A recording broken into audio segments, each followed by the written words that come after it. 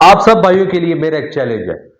आज के दौर में पूरे इस्लामाबाद में कोई ऐसा प्रोजेक्ट कमेंट्स में बताएं जिसमें 8 से 10 लाख रुपए मरला में प्लॉट मिलता हो, जिसमें 24 घंटे एक्टिव सिक्योरिटी के साथ अंडरग्राउंड इलेक्ट्रिसिटी हो, सुई गैस हो और 24 घंटे पानी हो, जिसमें 50 से ज्यादा पार्क, 30 से ज्यादा मसाजिद, 172 कनाल का बड़ा स्पोर्ट्स कम्प्लेक्स, 70 कनाल का हॉस्पिटल, 102 कनाल की यूनिवर्सिटी और 70 कनाल का 7 स्टार होटल हो।